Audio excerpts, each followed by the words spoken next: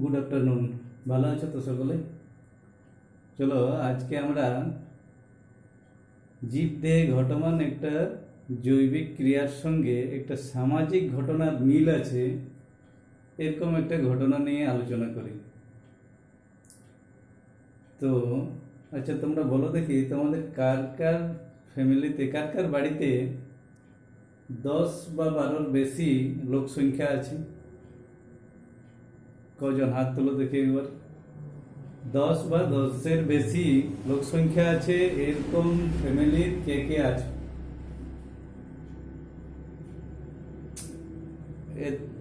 দুজন মাত্র। বাকিদের বাকিদের লোক সংখ্যা খুব কম আছে, বলো 5-6-এর মধ্যে সীমাবদ্ধ, বা কারো কারো ক্ষেত্রে আরো কম। তো আমাদের দেশে এক সময় খুব বড় বড় ফ্যামিলি ছিল। আমার ছোটবেলাটাও বেশ বড় ফ্যামিলিতে কেটেছিল। আমার দাদুরা ছিল 4 ভাই। তো এক সময় আমাদের ফ্যামিলিতে 32 জন সদস্য ছিল। তারপর ধীরে ধীরে কি হলো, ওই দাদুরা এক সময় আলাদা হয়ে যায়।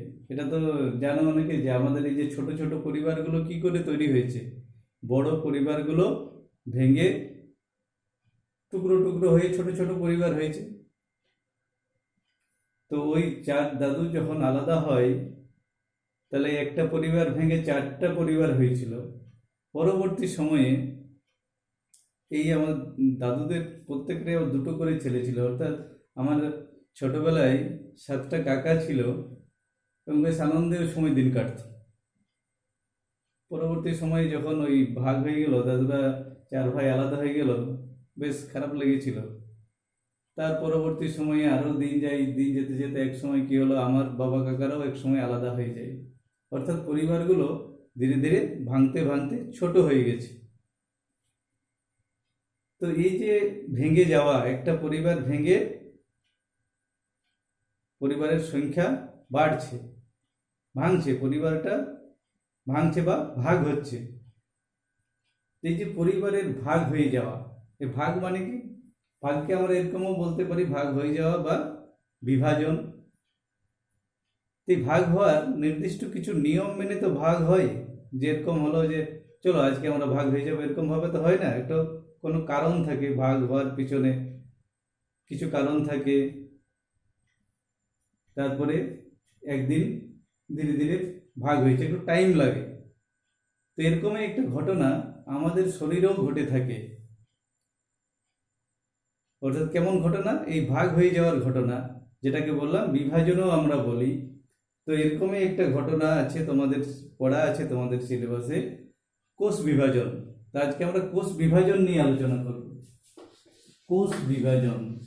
তাহলে আমি কি বললাম ঘটনাটা, যে সামাজিক ঘটনাটা কি হচ্ছে, বড় পরিবার ভেঙে ছোট ছোট টুকরো হয়ে যাচ্ছে, ফ্যামিলির সংখ্যাগুলো বাড়ছে। তাহলে একটা পরিবার থেকে ভেঙে বা ভাগ হয়ে বা বিভাজন হয়ে একাধিক ফ্যামিলি তৈরি হচ্ছে। ঠিক আমাদের শরীরে এরকম কোষগুলো বিভাজিত হতে থাকে। তো ওই যে বললাম যে বিভাজন হওয়ার বা ভাগ, ফ্যামিলিগুলো ভাগ হওয়ার কিছু তো কারণ ছিল। কারণটা কি বলতো, কেন এরকম বিভাজন হয়? বিভাজন হওয়ার একটা মূল কারণ হচ্ছে যখন পরিবারের কর্তা তার পরিবারের উপর নিয়ন্ত্রণ হারিয়ে ফেলে, কর্তৃত্ব হারিয়ে ফেলে।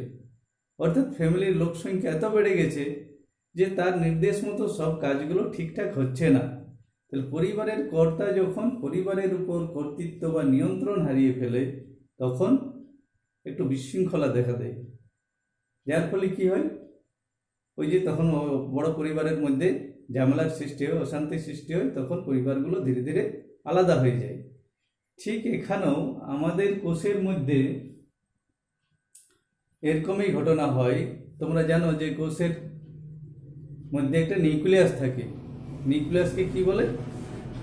তোমরা আগে থেকে পড়েছো, নিউক্লিয়াসকে কোষের মগজ বলা হয়। যে নিউক্লিয়াস কোষের সব কিছু নিয়ন্ত্রণ করে।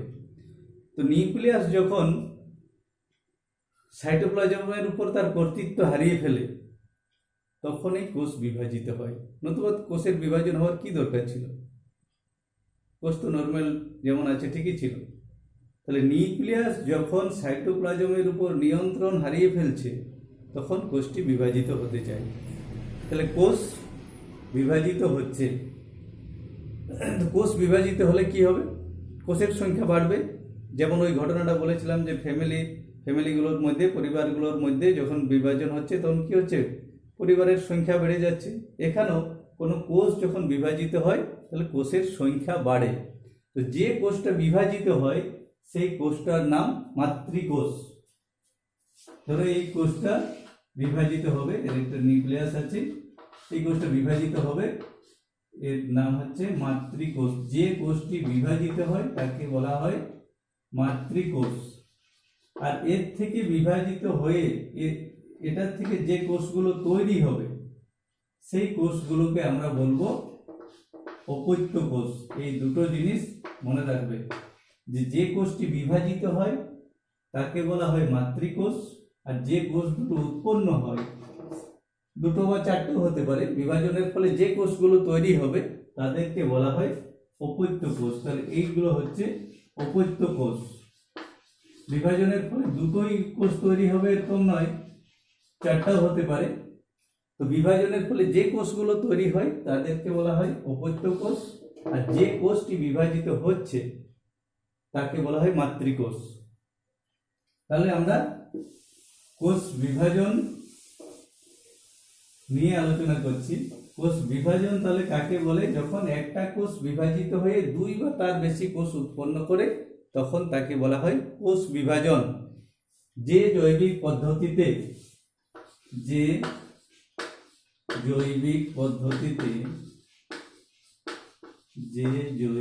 পদ্ধতিতে মাতৃকোষ বিভাজিত হয়ে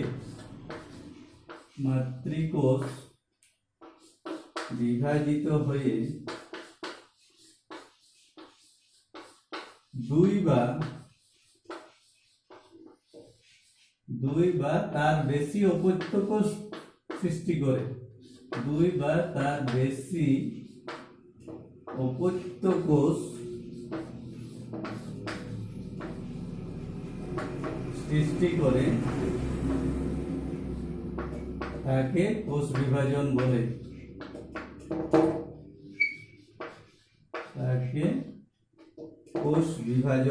তাহলে সংজ্ঞাটা কি হলো? একটা মাতৃকোষ বিভাজিত হচ্ছে, বিভাজিত হয়ে দুই বা তার বেশি অপত্য কোষ সৃষ্টি করছে। তাহলে যে জৈবিক পদ্ধতিতে মাতৃকোষ বিভাজিত হয়ে দুই বা তার বেশি অপত্য কোষ সৃষ্টি করে তাকে কোষ বিভাজন বলে। কোষ বিভাজন বলে, তাই তো? কোষ বিভাজনের কারণটা কি? ওই যে কারণ বললাম যে নিউক্লিয়াস যখন সাইটোপ্লাজমের উপর কর্তৃত্ব হারিয়ে ফেলে তখন কোষ বিভাজিত হয়। তো কোষ বিভাজিত হলে আমাদের কি লাভ বা কোষ বিভাজনের গুরুত্ব কি? তারপরে আমরা পড়বো এর প্রকারভেদ। এর গুরুত্ব কি? কোষ বিভাজন হলে কি হয়? গুরুত্ব: কোষ বিভাজনের ফলে জীবদেহের বৃদ্ধি ঘটে। এক নম্বর হচ্ছে বৃদ্ধি। কোষ বিভাজনের ফলে জীবদেহের বৃদ্ধি ঘটে। কেমন ভাবে? যে কোষ বিভাজনের ফলে ওই যে বললাম যে একটি কোষ থেকে দুই বা তার বেশি কোষ উৎপন্ন হয়, তাহলে কোষ বিভাজিত হতে থাকলে কোষের সংখ্যা বাড়বে। কোষের সংখ্যা যদি বেড়ে যায় তাহলে তোমার শরীরে যতগুলো কোষ আছে সেই কোষগুলো থেকে যদি তার প্রত্যেকটা কোষ দুটো করে কোষ তৈরি করে, তাহলে ডবল যদি কোষগুলো হয়ে যায় তাহলে কি হবে? তোমার দৈর্ঘ্য বাড়বে। তাহলে জীবদের দৈর্ঘ্য বাড়ছে কিসের জন্য? কোষ বিভাজন হওয়ার ফলে। তাহলে কোষ বিভাজনের ফলে কোষের সংখ্যা বৃদ্ধি পাওয়ার দরুন জীবদেহের দৈর্ঘ্য বৃদ্ধি পায়, তাই তো? তাহলে এক নম্বরে হলো বৃদ্ধি। জীবদেহের বৃদ্ধিতে কোষ বিভাজনের বিশেষ ভূমিকা আছে। কোষ বিভাজন যদি না হতো তাহলে আমাদের বৃদ্ধিই হতো না। কোষ বিভাজিত হচ্ছে বলে কোষের সংখ্যা বৃদ্ধি পাচ্ছে। কোষের সংখ্যা বৃদ্ধি পাওয়ার কারণে আমাদের দেহের বৃদ্ধি ঘটছে। একজন পূর্ণবয়স্ক মানুষের শরীরে কোষের সংখ্যা প্রায় 10 লক্ষ কোটি। এই 10 লক্ষ কোটি কোষ হওয়াটা শুরু হয়েছিল কিন্তু একটা কোষ থেকে। তাহলে একটা কোষ থেকে বিভাজিত হয়ে হয়ে কোষের সংখ্যা বাড়তে বাড়তে যখন প্রায় 10 লক্ষ কোটিতে পৌঁছেছে, তখন একটা পূর্ণ জীবদেহ গঠিত হয়েছে। তাহলে এই যে একটা কোষ থেকে এতগুলো কোষ তৈরি হওয়া, এটা বিভাজনের মাধ্যমেই তৈরি হয়েছে। তাহলে কোষ বিভাজনের ফলে জীবদেহের বৃদ্ধি ঘটে। 2 নাম্বার, ক্ষয়পূরণ। একটা জীবদেহ তৈরি হয়ে গেছে, কিন্তু নানা সময় নানা ঘটনা তো ঘটতে পারে। কখনো আঘাতজনিত কারণে কোনো জায়গার কিছুটা অংশ ক্ষতিগ্রস্ত হলো, দেহের কোনো অংশ ক্ষতিগ্রস্ত হলো, তাহলে সেই ক্ষতিগ্রস্ত স্থানের যে কোষগুলো, সেইগুলোর মেরামতি দরকার। তাহলে ক্ষয়পূরণে যে স্থানটা তোমার হয়তো কেটে গেছে, সেখানে কিছু কোষ নষ্ট হয়ে গেছে, এই কেটে যাওয়া অংশগুলোতে আবার নতুন করে কোষ যদি তৈরি হয়, তাহলে সেই জায়গাটা ভরাট হবে। তাহলে ক্ষয়পূরণে, এই ক্ষয়পূরণটা একটা প্রাকৃতিক প্রক্রিয়া। দেখবে আমাদের শরীরে যদি কোনো জায়গায় কেটে যায়, যে ক্ষত সৃষ্টি হয়, ক্ষতটা ধীরে ধীরে দেখবে হয়তো চামড়া কোনো জায়গায় কেটে গেছে, ক্ষত সৃষ্টি হয়েছে, কিছুদিন পর আবার দেখবে ওই জায়গাটা ভরাট হয়ে গেছে। তো এই ভরাট, এটা একটা প্রাকৃতিক প্রক্রিয়া। তা আমরা কি করি, ওই সময় কোনো জায়গায় যদি আমাদের এরকম ইনজিওর হয়, আহত হয়, তাহলে আমরা কিছু ওষুধ ব্যবহার করি, বা ওষুধ কিছু খেয়েও থাকি, বা ইঞ্জেকশন দেয়। এই ওষুধগুলো দেওয়ার ফলে কি হয়, তোমার ওই ক্ষতস্থান পূরণটা ত্বরান্বিত হয়, একটু তাড়াতাড়ি হবে। তার কারণ এই ওষুধগুলো দেওয়ার ফলে কোষ বিভাজন প্রক্রিয়াটাকে তোমার উদ্দীপ্ত করে দিয়েছে, যে ওই জায়গার কোষগুলোকে যেন একটু তাড়াতাড়ি কোষটা বিভাজিত হয়। এই জন্যই আমরা ওষুধটা ব্যবহার করি, ওষুধ ব্যবহার করি। বা ওষুধ ব্যবহারের আরেকটা কারণ আছে, যে ওই ক্ষতস্থান দিয়ে কোনো যেন জীবাণু সংক্রমণ না হয়। এই দুটো কারণে আমরা ওষুধ ব্যবহার করি। আর শরীরের নিয়ম হচ্ছে, ও ন্যাচারালি প্রাকৃতিকভাবে তার ক্ষতস্থানের ক্ষত নিরাময়ের জন্য সেখানে কোষ বিভাজন হতে থাকবে। যদি না জীবাণু সংক্রমণ বাইরে থেকে হয়ে যায়, শরীর অটোমেটিক সেই ক্ষয়পূরণটা করে নেবে কোষ বিভাজনের মাধ্যমে। তাহলে কোষ বিভাজনের মাধ্যমে জীবদেহের ক্ষয়পূরণ হয়। তাহলে এটা হলো কোষ বিভাজনের দ্বিতীয় একটা গুরুত্ব বা তাৎপর্য। আরেকটা লেখো, প্রজনন। কোষ বিভাজনের দ্বারা এককোষী জীবদের বংশবিস্তার ঘটে। যারা এককোষী জীব, এককোষী জীবদের বংশবিস্তার, এটা লিখবে প্রজনন। এককোষী জীবরা, একটাই কোষ ধরা আছে, একটাই কোষ, এই কোষটা থেকে আরেকটা কোষ তৈরি হবে, সেটা সরাসরি এই সমস্ত কোষগুলো বিভাজিত হয়। পরে এটা পড়বো যে এদের এই কোষ বিভাজন প্রক্রিয়া, যখন একটা কোষ সরাসরি বিভাজিত হয়ে যায়, তখন তাকে বলা হয় অ্যামাইটোসিস কোষ বিভাজন। পরে যখন এই প্রকারভেদ পড়বো কোষ বিভাজনের, তখন জানবো। তো নিম্ন শ্রেণীর প্রাণী যাদের একটাই মাত্র কোষ, এরা কি হয়, কোনো কারণে এই কোষটা থেকে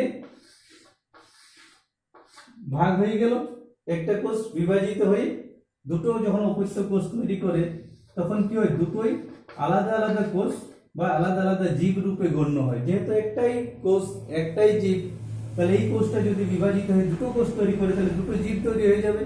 তাহলে যখন একটা জীব তার নিজের অনুরূপ বৈশিষ্ট্য বহনকারী অপত্য সৃষ্টি করে, তখন তাকে আমরা কি বলি, প্রজননের মাধ্যমেই নতুন অপত্য সৃষ্টি হয়।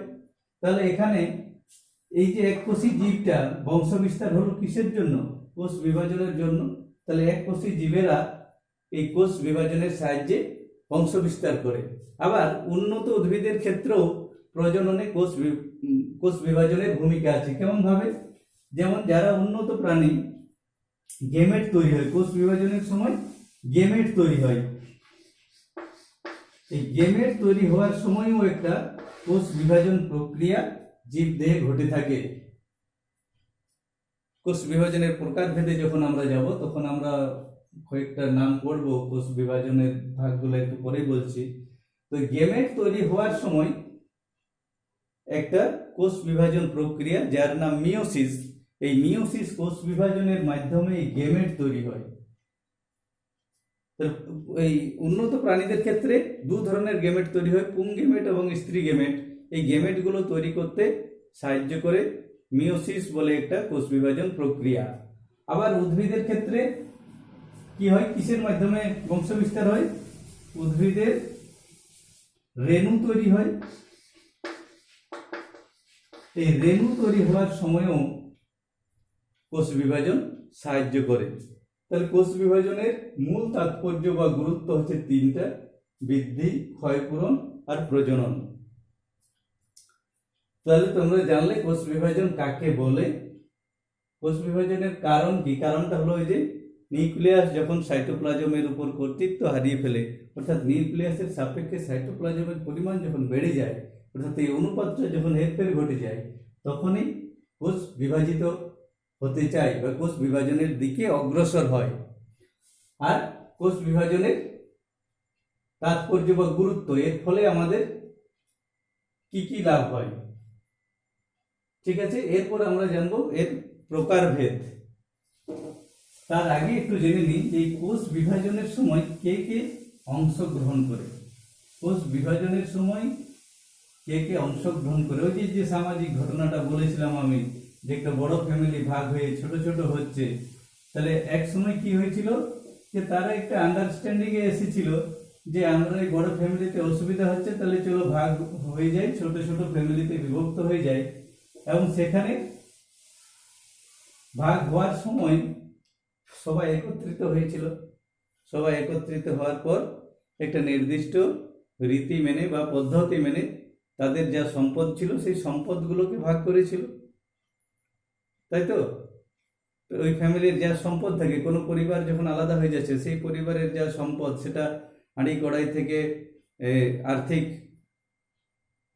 বা তাদের স্থাবর যাবতীয় সম্পত্তি সবকিছুকেই ভাগ করা হয়। এবং এই ভাগটা সাধারণত কি করা হয়? ইকুয়াল ভাগ করা হয়। যদিও কোনো জায়গায় কোনো ব্যতিক্রম থাকতে পারে, কিন্তু বেশিরভাগ ক্ষেত্রে যে ভাগটা হয় সেটা ইকুয়াল ভাগ করা হয়। তো ভাগ করার কিছু পদ্ধতি আছে। তো কোন জিনিসগুলোকে ভাগ করে, ওই যে বললাম যে স্থাবর বা অস্থাবর সম্পত্তি। তো এখানে কোষ বিভাজিত হলে কি হবে? কোষেরও যা সম্পত্তি আছে তার ভাগ হবে। তো কোষ বিভাজন হওয়ার সময় কোষের ভিতর কি আছে? নিউক্লিয়াস ছাড়াও বিভিন্ন ধরনের কোষ অঙ্গাণু আছে। তো কোষ বিভাজনের সময় কে কে অংশগ্রহণ করে সেটা একটু জেনে নিই। তাহলে কোষের মূল যে জিনিস, কোষের যে নিয়ন্ত্রক, ওই যে বললাম যে কোষের মস্তিষ্ক বলা হয় নিউক্লিয়াসকে, তাহলে নিউক্লিয়াসের এই মুখ্য ভূমিকা আছে। তোমাদের এখান থেকে একটা প্রশ্ন পড়ে যে কোষ বিভাজনে কোন কোন অঙ্গাণু সক্রিয় ভূমিকা গ্রহণ করে। তাহলে এখানে এক নম্বরে লিখবে নিউক্লিয়াস। এই নিউক্লিয়াস কোষ বিভাজনে এর একটা বিশাল গুরুত্বপূর্ণ ভূমিকা আছে। কোষ বিভাজনের সময় নিউক্লিয়াস, কোষের মূলত দুটো অংশ, নিউক্লিয়াস আর সাইটোপ্লাজম। এই নিউক্লিয়াসের বিভাজন পদ্ধতিকে বলা হয় ক্যারিওকাইনেসিস। একটু মনে রাখবে নামটা, পরবর্তীতে আরো এই নামটা আমরা বারবার পাবো, ক্যারিওকাইনেসিস। নিউক্লিয়াসের বিভাজনকে বলা হয় ক্যারিওকাইনেসিস। আর নিউক্লিয়াস ছাড়া আরেকটা কি বললাম? সাইটোপ্লাজম আছে। সাইটোপ্লাজমের বিভাজনকে বলা হয় সাইটোকাইনেসিস। এটা নামটা থেকে তোমার উত্তর হয়ে যাবে, সাইটোকাইনেসিস। নিউক্লিয়াসের বিভাজন নিউক্লিয়াসের বিভাজনকে বলা হয় ক্যারিওকাইনেসিস, আর সাইটোপ্লাজমের বিভাজনকে বলা হয় সাইটোকাইনেসিস। এছাড়াও অপর যে কোষ অঙ্গাণু মুখ্য ভূমিকা গ্রহণ করে তা হচ্ছে সেন্ট্রোজোম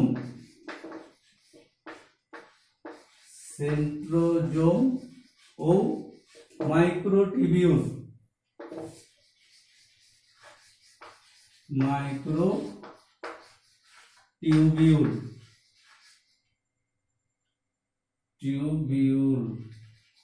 সেন্ট্রোজোম, তোমরা জানো যে প্রাণী কোষে সেন্ট্রোজোম আছে।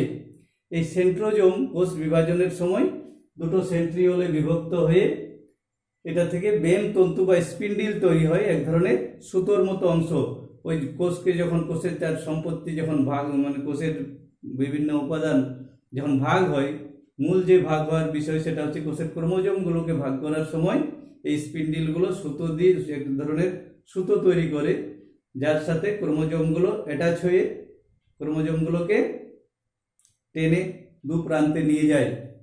তো এই স্পিন্ডিল গঠন করতে সাহায্য করে সেন্ট্রোজোম। এটা তাহলে প্রাণী কোষে আছে সেন্ট্রোজোম, উদ্ভিদ কোষে তো সেন্ট্রোজোম নেই, কি ঠিক তো? প্রাণী কোষে সেন্ট্রোজোম আছে, কিন্তু উদ্ভিদ কোষে তো সেন্ট্রোজোম নেই। তাহলে সেন্ট্রোজোম না থাকার জন্য উদ্ভিদ কোষে কি হয়? মাইক্রোটিবিউল বেমতন্তু গঠনে সাহায্য করে। এটা মনে রাখবে, উদ্ভিদ কোষে সেন্ট্রোজোম না থাকায় মাইক্রোটিবিউল বেমতন্তু গঠনে অংশগ্রহণ করে। আরেকটা কোষাঙ্গাণু আছে যার নাম হচ্ছে রাইবোজোম। রাইবোজোম কোষাঙ্গাণু কি করে? 3 নম্বর হচ্ছে রাইবোজোম। এটা উদ্ভিদ কোষ প্রাণী কোষ দু জায়গাতেই পাওয়া যায়। এই রাইবোজোম কি করে? প্রোটিন সংশ্লেষ করে। কোষ বিভাজিত হওয়ার সময় ওই যে সম্পদ একত্রিত করা বলছিলাম না, যে একটা পরিবার ভাগ হওয়ার সময় তাদের সম্পদকে ভাগ করে, তো কোষ বিভাজন হওয়ার সময় এই রাইবোজোম প্রোটিন সংশ্লেষ করে। প্রোটিন সংশ্লেষে এর একটা মুখ্য ভূমিকা আছে। তাহলে কোষ বিভাজনে অংশগ্রহণকারী আরেকটা উপাদান হলো রাইবোজোম। আরেকটা কোষ অঙ্গাণু, তার নাম হচ্ছে মাইটোকন্ড্রিয়া। 4 নম্বরে হবে মাইটোকন্ড্রিয়া।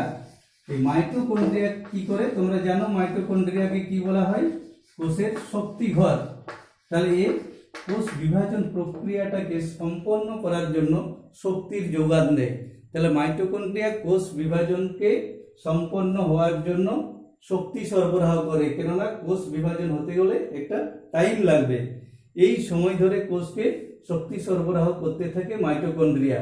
তাহলে কোষ বিভাজনে অংশগ্রহণকারী মুখ্য কোষ অঙ্গাণুগুলো হলো এগুলো। এরপর পড়বো প্রকারভেদ। আজকে শুধু প্রকারভেদটা বলে রাখি, পরে এক একটা প্রকারভেদ নিয়ে আলোচনা করব। কোষ বিভাজন মূলত 3 প্রকার।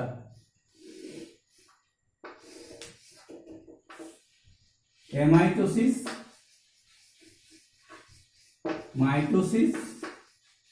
আর মিয়োসিস।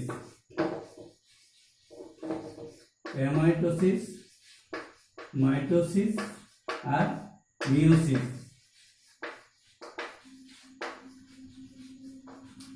এই এমাইটোসিস প্রক্রিয়াটা হচ্ছে সবচেয়ে সরল কোষ বিভাজন প্রক্রিয়া, আর এই মাইটোসিস আর মিয়োসিস এটা অপেক্ষাকৃত জটিল প্রক্রিয়া। তাহলে কোষ বিভাজন 3 প্রকার: এমাইটোসিস, মাইটোসিস ও মিয়োসিস। ঠিক আছে, আজকে এতটাই থাক। আগামীকাল আমরা এক একটা প্রকারভেদ ধরে আলোচনা করব। তাহলে আজকে আমরা কি কি জানলাম? কোষ বিভাজন কাকে বলে, কোষ বিভাজনের কারণ কি, কোষ বিভাজনের গুরুত্ব কি,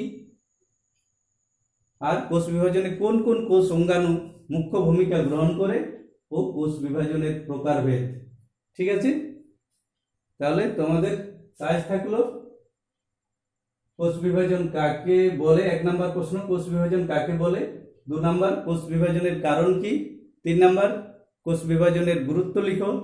4 নম্বর, কোষ বিভাজন কয় প্রকার ও কি কি। ঠিক আছে, চলো আজকে এখানে রাখি। আগামীকাল আমরা এই পদ্ধতিগুলো নিয়ে, এই প্রকারভেদ, যে 3টা প্রকারভেদ, এমাইটোসিস, মাইটোসিস ও মিয়োসিস নিয়ে আলোচনা করব। ঠিক আছে।